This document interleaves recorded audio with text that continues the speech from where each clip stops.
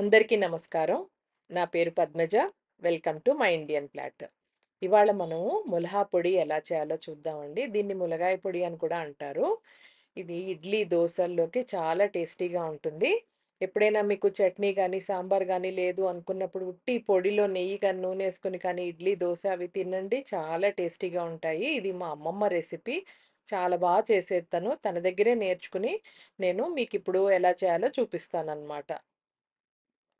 ఇప్పుడొక పాన్ తీసుకొని, దాంట్లో ఒక టీ స్పూన్ ఆయిలేసుకొని, 3/4 కప్ మెజర్‌మెంట్ అండి ఇది. నేను ఆ కప్‌తో తీసుకున్నాను. ఆ కప్పు నిండా శనగపప్పేసుకోవాలనమాట. వేసుకొని కలుపుకుంటూ ఉండండి 5 నిమిషాలు. అదొక 30% వేగుతుంది. అప్పుడు అదే కప్ మెజర్‌మెంట్, అదే 3/4 కప్ మెజర్‌మెంట్ తోటి మీరు మినపప్పు తీసుకోండి.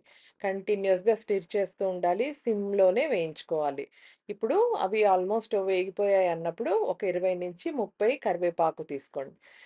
అలాగే హాఫ్ కప్ మీరు ఏ కప్‌తో అయితే మినపప్పు తీసుకున్నారో అదే కప్‌తో హాఫ్ కప్ నువ్వులు.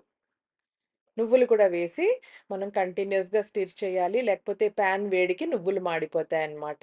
బాగా వేగిపోయాయి. ఇప్పుడు మనం ఒక ప్లేట్‌లోకి ట్రాన్స్‌ఫర్ చేసుకుందాం. ఒకసారి కలిపేసుకోండి.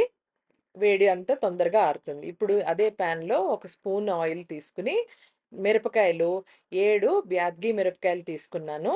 అలాగే 3-4 గుంటూరు మిరపకాయలు.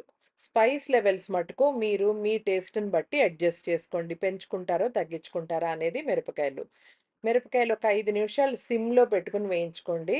లేకపోతే మాడిపోతాయి. కంటిన్యూయస్‌గా స్టిర్ చేయాలన్నమాట. ఒకసారి పాన్‌లో వేశాక. అలా స్టిర్ చేశాక వేగిపోయాయి కదా! చూసారు కదా! ఈ మిరపకాయలని కూడా ప్లేట్‌లో వేసుకొని ఫ్యాన్ కింద పెట్టి ఆరబెట్టుకోండి. పూర్తిగా ఆరిపోవాలి.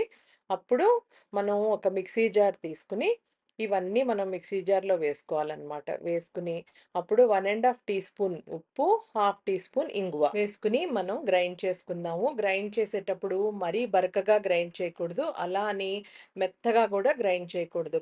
మీడియంగా గ్రైండ్ చేసుకోవాలనమాట. ఈ పొడిని గనక మీరు ఎయిర్ టైట్ కంటైనర్‌లో స్టోర్ చేసుకున్నారంటే 2 మంత్స్ వరకు ఫ్రెష్‌గా ఉంటుంది. ఇదే పొడితోటి మీరు గీ కారం ఇడ్లీ కనుక చేసుకున్నారంటే చాలా టేస్టీగా ఉంటుంది. ఇదే పొడి వాడి ఒకసారి ట్రై చేయండి. ఈ రెసిపీ కనుక మీకు నచ్చినట్టయితే please like, share and subscribe to my channel for more such videos, and thank you for watching my Indian Platter.